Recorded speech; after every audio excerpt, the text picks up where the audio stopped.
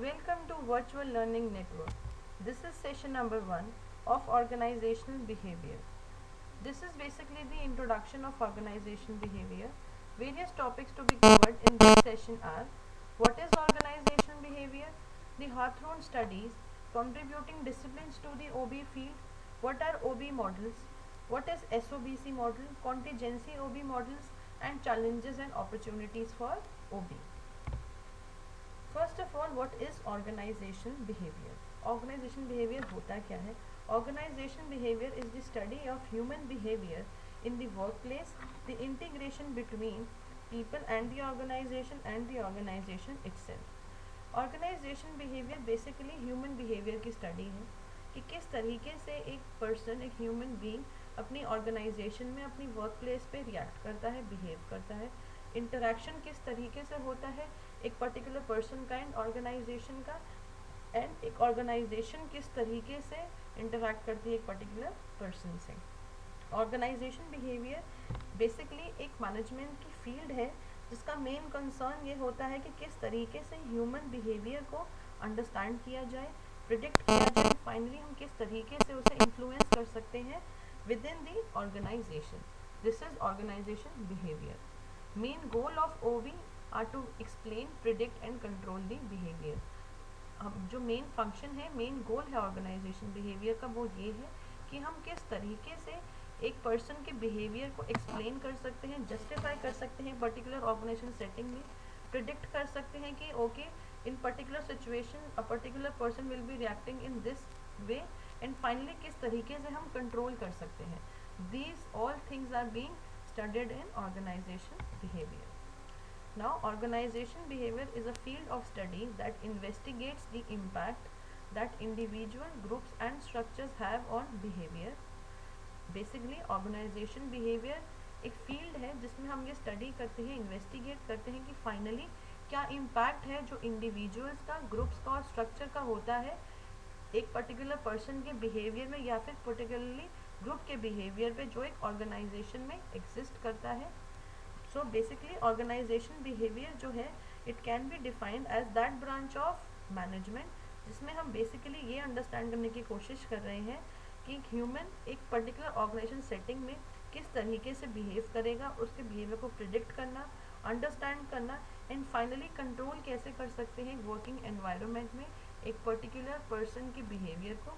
अब ज़रूरी नहीं है इसमें हम ओबी में एक इंडिविजुअल पर्सन के बिहेवियर की ही बात करते हैं. That behaviour could be of a single individual, हो सकता है वो पूरे ग्रुप का बिहेवियर हो या फिर सकता है ऑर्गेनाइजेशन का ऐसा होल बिहेवियर हो. Organisation behaviour provides a set of tools that allow, दो चीज़ें करने में हमें हेल्प करता है. First, people to understand, analyse and describe behaviour in an organisation.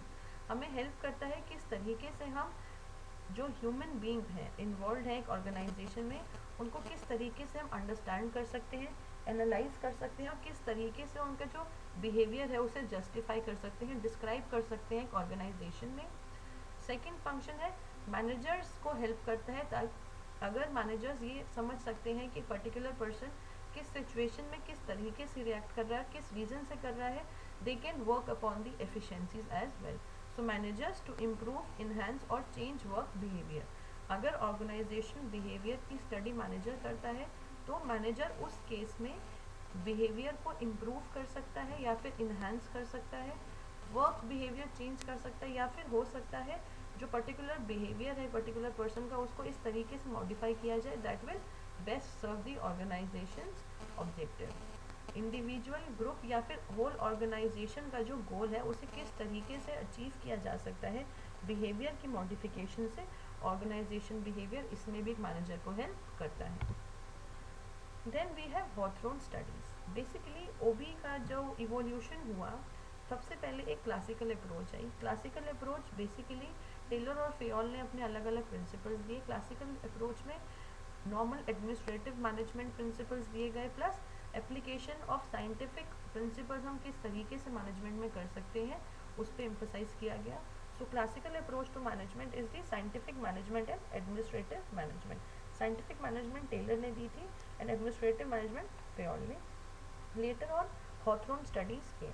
हॉथरन studies basically उसमें वर्कर्स को अटेंशन दिए जाने लगा था, वेयर एज क्लासिकल अप्रोच में the main focus was on the production. Then human relations movement, जब हमने वर्कर्स को प्रोडक्टिविटी को इंक्रीज करने के लिए और बूस्ट करना शुरू कर दिया, ह्यूमन बींग्स को we started treating as human beings. That was basically the human relationships movement. Then we had contingency approach. Contingency approach is examine individual and situation differences before taking the action. एक particular situation में, एक particular condition में हमें पहले ये consider करना है कि इंडिविजुअल के अलग अलग डिस्टिंग्विशिंग फीचर्स क्या हैं, कैरेक्टरिस्टिक्स क्या हैं, एंड देन एक पर्टिकुलर सिचुएशन में ऐसी कौन सी डिफिकल्टीज हैं, कौन कौन सी कैरेक्टरिस्टिक्स हैं, then we need to take the proper action.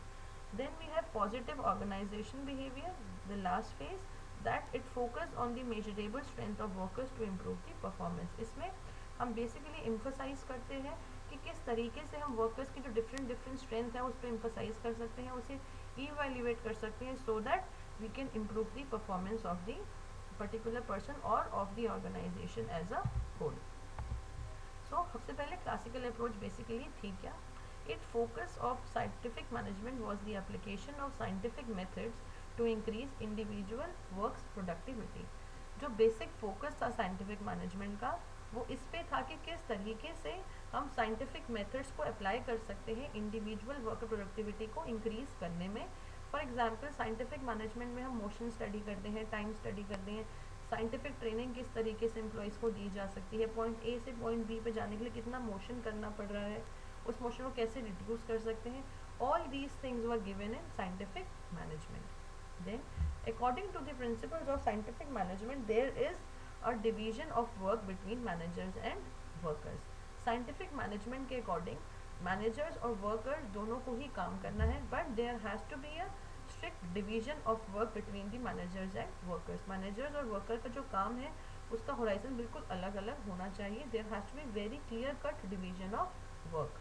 Then, administrative management was concerned primarily with how organization should be managed and structured. जो एडमिनिस्ट्रेटिव मैनेजमेंट थी वो बेसिकली कंसर्न के ऑपरेशंस देखती थी कि किस तरीके से ऑर्गेनाइजेशन जो है मैनेज हो सकती है फाइनली, और कैसे स्ट्रक्चर्ड ऑपरेशंस को किया जा सकता है. The core of management knowledge lies within the classical school including the framework of planning, organising and controlling. जब हम मैनेजमेंट नॉलेज की बात करते हैं बेसिकली उसका जो मेन फोकस था वो यही था कि किस तरीके से प्लानिंग, ऑर्गेनाइजिंग एंड कंट्रोलिंग एक पर्टिकुलर कंसर्न की, एक पर्टिकुलर ऑर्गेनाइजेशन की जा सकती है. Later on came the Hawthorne studies. Hawthorne studies को हम कह सकते हैं this was like the basic step जिससे ओबी की तरफ कुछ लोगों का ध्यान डाइवर्ट हुआ. The first Hawthorne study examine the effect of lighting on productivity. Hawthorne ने बहुत सारे एक्सपेरिमेंट्स किए थे, उनमें से जो फर्स्ट एक्सपेरिमेंट था that was all basically about कि लाइटनिंग का क्या इम्पैक्ट पड़ता है प्रोडक्टिविटी में. सेकेंड उन्होंने स्टडी की to conduct in a relay assembly room examine relationship among the rest, fatigue and productivity. Hawthorne ने सेकेंड एक्सपेरिमेंट जो था रिले असेंबली रूम में किया जस्ट टू एग्जामिन कि क्या रिलेशनशिप है रेस्ट, फटीग और प्रोडक्टिविटी के बीच में, कि आपको कितने इंटरवल्स के रेस्ट दिया जाए, फटीग पे क्या इम्पैक्ट, फटीग का क्या इम्पैक्ट पड़ रहा है प्रोडक्टिविटी पे. इन सब चीज़ों को एग्जामिन करने के लिए हॉथरन ने एक्सपेरिमेंट किया. Then a major conclusion from all the studies was the workers reacted positively because management cared about them, the Hawthorne effect. Finally Hawthorne ने सारी स्टडीज़ के बाद ये कंक्लूड किया कि वर्कर्स का जो रिस्पॉन्स था, जो रिएक्शन था वो पॉजिटिव था जस्ट बिकॉज मैनेजमेंट ने उनके बारे में ध्यान देना शुरू कर दिया था. इट वॉज नॉट बिकॉज कि लाइटनिंग बढ़ रही थी या नहीं, या फिर रेस्ट फटीग ज़्यादा था या कम था, नहीं. इट वॉज जस्ट बिकॉज कि मैनेजमेंट ने उनकी तरफ ध्यान देना शुरू कर दिया था, इस वजह से वर्कर्स का जो एटीट्यूड था वो पॉजिटिव हो गया था. इस इफेक्ट को हम हॉथरन इफेक्ट भी बोलते हैं.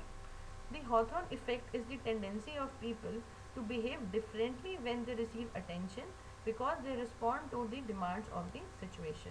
बेसिकली हॉथरन इफेक्ट का ये मीनिंग होता है कि ह्यूमन बींग्स जो ऑर्गेनाइजेशन में काम कर रहे हैं वो एक पर्टिकुलर सिचुएशन में अलग तरीके से बिहेव करते हैं जस्ट बिकॉज उन्हें अटेंशन मिलती है, बिकॉज दे नो कि एक पर्टिकुलर सिचुएशन की क्या डिमांड है और किस किस तरीके से अलग अलग उनको रिएक्ट करना है अलग अलग सिचुएशंस में.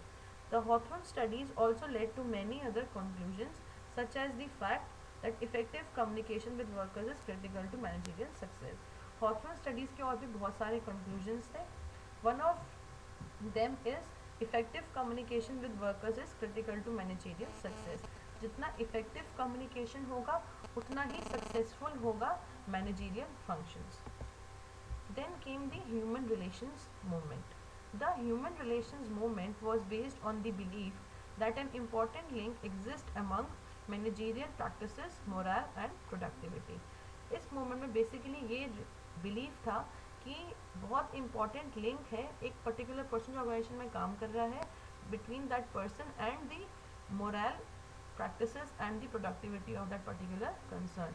किस तरीके की मैनेजरियल प्रैक्टिसेस हैं, हो सकता है बिजनेस कंसर्न में बहुत फेवरेबल मैनेजर प्रैक्टिसेस हो सकता है, बहुत स्ट्रिक्ट प्रैक्टिसेस हो, तो किस तरीके की प्रैक्टिसेस हैं, मोरल किस तरीके का है पर्टिकुलर लोगों का जो काम कर रहे हैं, फाइनली प्रोडक्शन किस लेवल पे हो रही है, इन तीनों का ही बहुत क्लोज रिलेशनशिप है। Key points of this movement are that satisfied workers are more productive. जिन जिन कस्टमर्स का हाई मोरल है, हाईली सेटिस्फाइड है, वो सारे कस्टमर सारे जो सप्लायर जो हमारे वर्कर्स हैं, they all are more productive. वो सारे के सारे एम्प्लॉयज़ जिनका हाई सेटिस्फैक्शन लेवल है, दे विल गिव देयर 100%, वो ज़्यादा प्रोडक्टिव होंगे एक बिजनेस कंसर्न के लिए। अगर उन्हें प्रॉपर वर्किंग एनवायरनमेंट दिया जाए, they can be very productive. A cornerstone of the human relations movement is the theory X and theory Y of Douglas McGregor. Douglas McGregor ने दो थ्योरी दी थी, theory X and theory Y। Theory X के accordingly everyone who is like every person is someone जो resist करते हैं काम को, responsibilities को नहीं लेना चाहते, वेयर एज थ्योरी वाई बिल्कुल अपोजिट थी। थ्योरी वाई के हिसाब से लोगों को पसंद होता है कि उन्हें चैलेंजिंग काम दिया जाए, उन्हें और ज़्यादा रिस्पॉन्सिबिलिटीज दिए जाए। बेसिकली थ्योरी वाई वाले जो लोग थे दे वर मोर ऑप्टिमिस्टिक। नाउ बहुत सारे ऐसे डिसिप्लिन्स हैं जिन्होंने कंट्रीब्यूट किया है ऑर्गेनाइजेशन बिहेवियर में।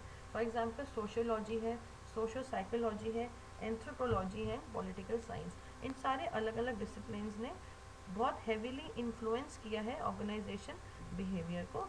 Now the integration of all these disciplines help in understanding the human behaviour. Sociology, social psychology, anthropology and political science, इन सब को अगर हम डिटेल स्टडी करते हैं then we can have a brief idea कि human behaviour किस तरीके से होता है एक ऑर्गेनाइजेशन में। Now let us go through all these discipline in detail. Sociology में हम बेसिकली बात करते हैं ग्रुप डायनेमिक्स के बारे में कि किस तरीके से ग्रुप में लोग काम करते हैं, टीम में किस तरीके से काम होता है, कम्युनिकेशन किस तरीके से होता है, पावर कैसे डिवाइड होती है, उसका क्या रिपरकशंस होते हैं, कॉन्फ्लिक्ट क्यों होते हैं, and finally interpersonal inter group behaviour क्या होता है। Sociology basically is the basis for trying to understand the social behaviour और the dynamic of group interaction. Sociology में हम बेसिकली ये समझने की कोशिश करते हैं कि सोशल बिहेवियर कैसा है एक पर्टिकुलर ग्रुप का, एक पर्टिकुलर पर्सन का, और ग्रुप में किस तरीके से इंटरेक्शन की जाएगी। देन सोशल साइकोलॉजी, साइकोलॉजी में बेसिकली बहुत ज़्यादा इन्फ्लुएंस होता है ऑर्गेनाइजेशन बिहेवियर पे। It helps in determining the behaviour of the individual. Behaviour से रिलेटेड होता है हमारा psychology. Behaviour changes, attitude changes, communication, group decision making, all these things are studied in social psychology. Then anthropology, anthropology basically वो field है जो help करता है हमें स्टडी करने में कि ओरिजिन एंड डेवलपमेंट कैसे हुआ है डिफरेंट ह्यूमन कल्चर्स का।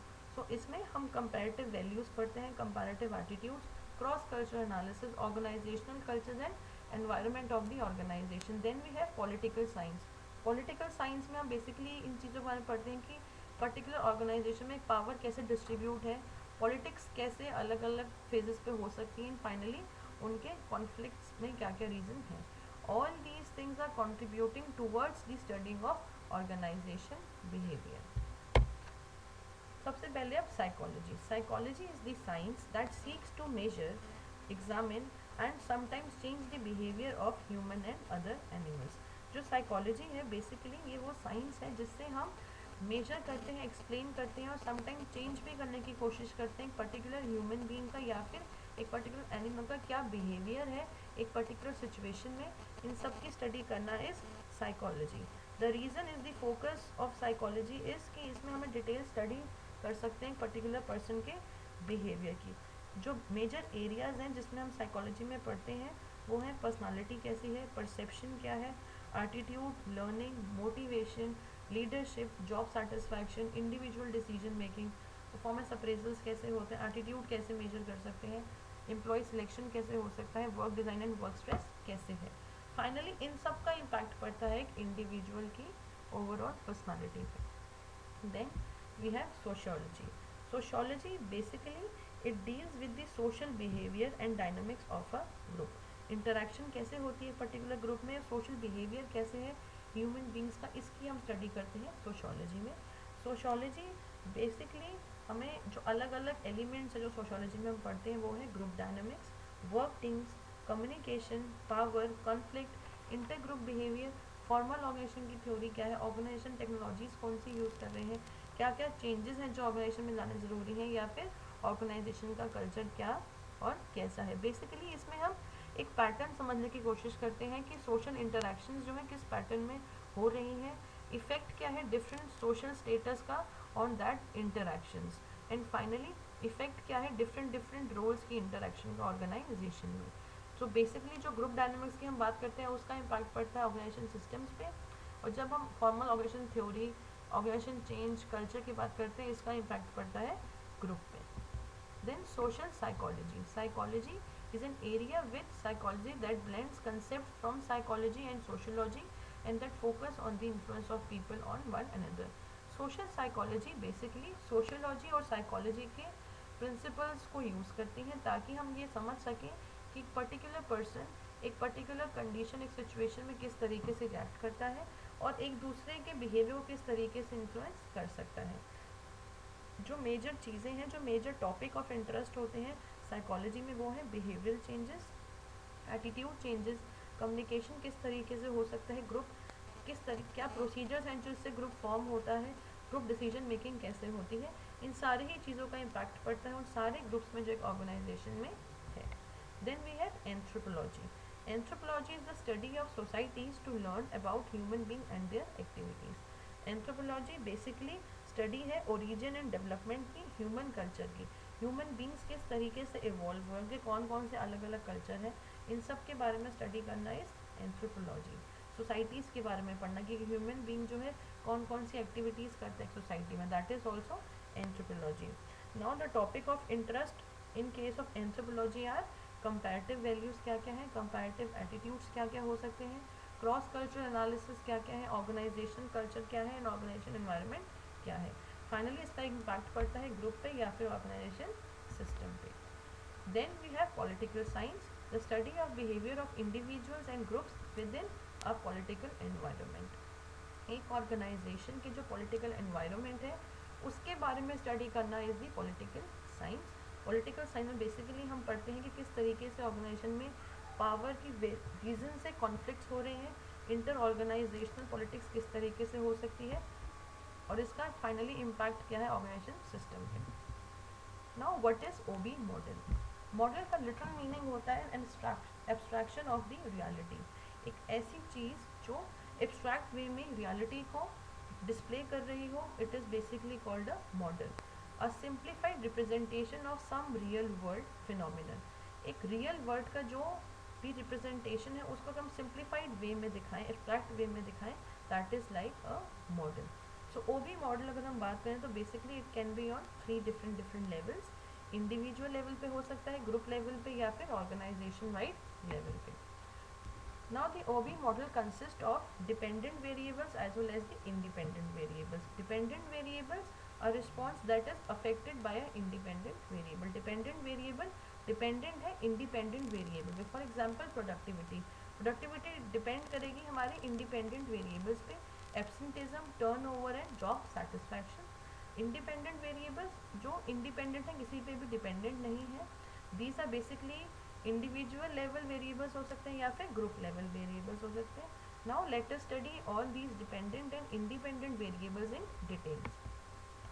Dependent variables, dependent variable a response that is affected by a independent variable, वो वेरिएबल जो depend, a response that is affected by an independent variable is the dependent variable, वो response जो independent variable पे depend करता है that is basically the dependent variable. For example x axis पे यहाँ पे हमारा इंडिपेंडेंट वेरिएबल है, how why is getting affected with x is the dependent variable. Dependent variable हम समझ लेते हैं प्रोडक्टिविटी। प्रोडक्टिविटी बेसिकली होती है a performance measures that include effectiveness and efficiency. Productivity वो मेजर है परफॉर्मेंस की जिससे हम इफेक्टिवनेस और एफिशिएंसी को इंश्योर कर सकते हैं। नाउ प्रोडक्टिविटी डिपेंड करती है एक पर्टिकुलर पर्सन के अपने मोरल पे, अपनी एफिशिएंसीज पे, स्किल पे, एक बिजनेस एनवायरनमेंट पे। So productivity is a dependent variable on various independent variables. अब इसमें हमने दो वर्ड्स को यूज़ किया है, effectiveness and efficiency. Effectiveness is achievement of goals and efficiency the ratio of effective output to the input required to achieve it. Effectiveness आपने अपना goal achieve कर लिया, एफिशिएंसी आपने कितने अच्छी तरीके से उस गोल को अचीव किया is efficiency. Then other dependent variable is absenteeism. Absenteeism is failure to report to the work. अब एक पर्टिकुलर पर्सन कितना ज़्यादा एब्सेंट हो रहा है एक पर्टिकुलर अपने बिजनेस, अपने ऑर्गेनाइजेशन में, ये डिपेंड करता है बहुत सारे इंडिविजुअल फैक्टर्स पे जो इंडिपेंडेंट है। फॉर एग्जांपल अपना उसका मोरल कैसा है, हो सकता है उनकी पर्सनल हेल्थ ऐसी है कि जिसकी वजह से वो एब्सेंट हो रहे हैं, सेटिस्फैक्शन लेवल ज़्यादा नहीं है इसलिए he does not prefer to come to the organisation every now and then. Then the turnover the voluntary and involuntary permanent withdrawal from an organization। चाहे वॉलेंट्री हो या फिर इनवॉलेंट्री हो, वो सारे लोग जो ऑर्गेनाइजेशन को परमानेंटली छोड़ के जा रहे हैं, all these things are called turnover. So turnover भी डिपेंड करता है बहुत सारे एस्पेक्ट्स पे। Then job satisfaction. Job satisfaction is the general attitude toward one's job, the difference between the amount of reward workers receive and the amount they believe they should receive। Basically job satisfaction तब होता है जब हमें लगता है हमें इतना receive करना चाहिए था as compare to my efforts. अगर आपको उतना ही रिवॉर्ड मिला है then you will be satisfied. अगर आपको लगता है there is not proper match between the efforts you have put in a job and reward you are getting, in that case you will be dissatisfied. So job satisfaction again depend करता है कि आपकी अपनी conception क्या है regarding that performance. Then we have independent variables. Independent variables the presumed cause of some change in the dependent variables। वो सारे reason जिनकी वजह से डिपेंडेंट वेरिएबल्स में चेंजेस आते हैं, इनको हम फर्दर बाइफरकेट कर सकते हैं individual level variables, group level variables and organisational level variables. Then a particular kind of model जो हम ओबी में यूज़ करते हैं that is basically SOBC model. SOBC basically stands for stimulus, organism, behaviour and consequences. Stimulus वो सारी external चीज़ें, वो सारे event, suppose it's an event that happens in the environment, it can be the sound, a scene, हो सकता है आपके में कोई लड़ाई हो रही है, आपको किसी ने एक आवाज़ मारी, कोई एक्सीडेंट हो गया, ऑल दीज थिंग्स जिसके साथ आप कुछ रिएक्ट करेंगे will be the stimulus. Then organism. Organism is a person, nothing more can be said about this. So in OB you can consider that to be an employee of an employee. Organism जो react करेगा stimulus, due to stimulus की through react जो particular person करता है, particular person जो organisation में काम कर रहा है, एम्प्लॉय है या एम्प्लॉयर है, that person is the organism. Then behaviour. The organism behaviour and response in regard to the stimulus is the behaviour. Stimulus के रिगार्ड में किस तरीके से बिहेव कर रहा है particular organism, that is called the behaviour. For example a child may hit his brother after seeing a violent movie. So इस case में वायलेंट मूवी जो है एक स्टिमुलस है, चाइल्ड जो है ऑर्गेनिज्म है जिसने बिहेव किया, अपने ब्रदर को हिट कर दिया। Then the consequences is the outcome of that particular behaviour. हो सकता है आप उसको पॉजिटिवली री इन्फोर्स करें या फिर नेगेटिवली री इन्फोर्स करें। सपोज है कि हम जो पहले एग्जाम्पल लिया, अगर चाइल्ड ने अपने ब्रदर को हिट किया है, if you want to stop it you will punish your child, so that is a negative reinforcement. These are the consequences. Then we have contingency models. Contingency approach to management emphasizes that there is no one best way to manage people to work. Contingency approach ये assume करके चलती है कि ऐसा कोई fix method नहीं है, कोई फिक्स अप्रोच नहीं है जिससे हर सिचुएशन में a particular concern can get the success। ये डिपेंड करता है situation to situation. For example हो सकता है एक particular person he was a very good leader for the army during the war time, लेकिन जैसे वो वॉर टाइम खत्म हो गया, हो सकता है वो इतनी इफेक्टिवली लीड ना कर सके because the situation changed. Then contingency approach is derive from the study of leadership style. जैसे लीडरशिप है, it depends upon the situation, एक पर्टिकुलर सिचुएशन में लीडर को किस तरीके से एक्ट करना है, कॉन्टीजेंसी अप्रोच भी उसी तरह है कि एक पर्टिकुलर सिचुएशन में एक मैनेजर को किस तरीके से रिएक्ट करना है। Then the strength of the contingency approach is that it encourages managers and professionals to examine individual situational differences before deciding on a course of action. जो बेसिक स्ट्रेंथ है, जो एडवांटेज है कॉन्टीजेंसी अप्रोच का, वो ये है that it encourages the managers to examine the individual and situational differences. एक particular situation में जो पर्टिकुलर कैरेक्टरिस्टिक्स हैं, it will vary from situation to situation and individual to individual भी कैरेक्टरिस्टिक्स जो है वेरी करेंगे। सो एक कोर्स ऑफ एक्शन को हम जब भी डिसाइड करते हैं, हम जब भी एक डिसीजन लेते हैं पर्टिकुलर सिचुएशन में, हमें वो सिचुएशनल डिफरेंसेस को भी कंसीडर करना चाहिए, प्लस इंडिविजुअल्स में जो डिफरेंस है उसको भी कंसीडर करना चाहिए। Then what are various challenges and opportunities for OB? First, responding to the globalisation. Now due to globalisation बहुत लार्ज स्केल पे production is being done. Globalization means the ability to produce and or sell goods and services in global markets in open competition with others. The phrase only the fittest will survive is replaced by the phrase survival of the most competitive. So competition इतना ज़्यादा बढ़ गया है कि now survival of the fittest ना रह के survival of the most competitive हो गया है। तो अगर हम बात करते हैं कि ग्लोबलाइजेशन में बिजनेस को क्या क्या चैलेंजेस फेस करने पड़ रहे हैं, बेसिकली हो सकते हैं कि अनफेमिलियर लॉ हो सकता है फॉरेन लैंग्वेजेस में प्रॉब्लम आ रही हो, न्यू मैनेजमेंट प्रैक्टिसेस हो, एटीट्यूड्स अननोन हो, चैलेंज मैनेजमेंट स्टाइल्स जो हैं बहुत अलग हो, या फिर ओवरसीज वर्क एथिक्स में डिफरेंसेस हो। ये सारे चैलेंजेस जो हैं एक ओबी की केस में हमें फेस करने पड़ते हैं। Then managing the workforce diversity. Now workforce diversity जो हमारी बेसिक वर्कफोर्स है वो अब बहुत डाइवर्सिफाई हो गई है, अलग अलग कल्चर के लोग उसमें होते हैं। पहले खाली मेल्स होते थे, अब फीमेल्स भी होने लगे हैं। So how to like manage all these diversity in your workforce? दो इम्पॉर्टेंट ट्रेंड जो इसमें, that is the increasing aspirations of the employees. जो लोगों का एस्पिरेशन है, जो एम्प्लॉयज़ का एस्पिरेशन है वो बहुत ज़्यादा बढ़ गया है, उनकी एक्सपेक्टेशंस बहुत ज़्यादा बढ़ गई हैं, प्लस मोबिलिटी जो है पर्सनस की वो बहुत ज़्यादा इंक्रीज हो गई है। Then improving quality and productivity. Now the quality की क्वेस्ट जो शुरू हो गई है, एक तरह से रिवोल्यूशन हो गया है क्वालिटी का। There has to be the quality assurance in every production a company is engaged. For example एक सिक्स सिग्मा का कंसेप्ट मोटोरोला ने इंट्रोड्यूस किया था, जिसके अकॉर्डिंगली 99.99997% डिफेक्ट फ्री मैन्युफैक्चरिंग वो कर सकते थे। So this is basically their emphasising the quality aspect of the production. Then improving the people skill. जो लोग आपके पास काम कर रहे हैं उनके स्किल्स को इम्प्रूव करना, it is also a very big challenge. Why? Because all these people, इनका अलग अलग मेंटल सेटअप होगा, अलग अलग स्किल्स होंगे, अलग अलग कल्चर के लोग हैं। So how you will finally be improving all the skills of all these people? Then empowering people. Empowerment means every member of society और organisation being able to take control of his or her own destiny and realizing his her potential to the full. This is basically the empowerment. So it involves giving more power to those who at present have little control over what they do and little ability to influence the decisions being made around them. So उनमें थोड़ी सी ability मिल जाती है जिससे decisions को modify कर सकते हैं, अपने फ्यूचर को मॉडिफाई कर सकते हैं। This is also very big challenge. Then coping with the temporariness आजकल it is like every now then organisation is striving for the stability in the organisation. तो स्टेबिलिटी को लाना is a big challenge. Then stimulating the innovation and the change. Innovation is thinking something which is out of the box, एक नई तरीके से किसी को चीज़ को सोचना है। इनोवेशन तो आप किस तरीके से अपने एम्प्लॉयज़ को मोटिवेट कर सकते हैं so that they can come up with new ideas, they are open to new ideas, और चेंज को भी वो इफेक्टिवली इम्प्लाई कर सके अपनी ऑर्गेनाइजेशन में। Then improving ethical behavior.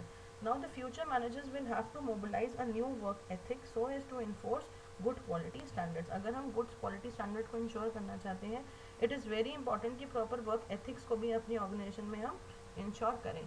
So किस तरीके से ethical behavior को improve कर सकते हैं, this is also a challenge for OB. Now responding to the globalization, it basically increase foreign assignment ज़्यादा हो गए हैं और लोगों डिफरेंट कल्चर के लोगों के साथ इंटरेक्ट करना पड़ता है। एंटी कैपिटलाइजेशन होने लगा है, मूवमेंट ऑफ जॉब होने लगे, अलग अलग कंट्रीज में हम जाने लग गए हैं due to low cost labour.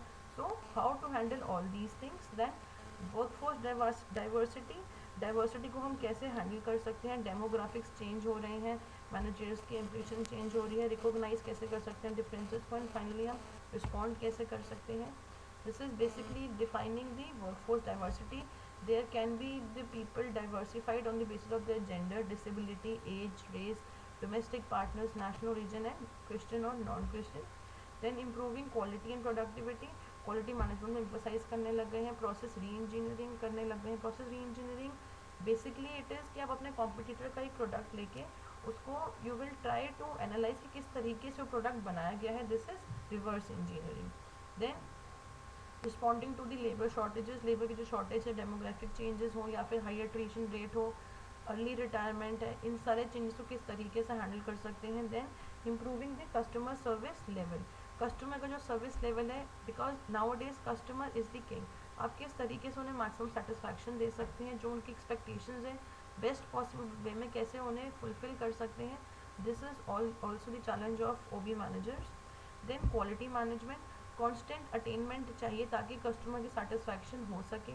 Employees को हम कॉन्टीन्यूस इम्प्रूवमेंट करने के लिए मोटिवेट कर रहे हैं. Then process re engineering. Managers are being asked how to work towards the organization structure if they are starting over. Instead of making incremental changes in process, re-engineering किस तरीके से करनी चाहिए ताकि maximum contribution मिल सके. देन पीपल स्किल्स हम किस तरीके से इम्प्रूव कर सकते हैं, एम्पावर कैसे कर सकते हैं. नेटवर्क ऑर्गेनाइजेशंस कैसे हम बना सकते हैं.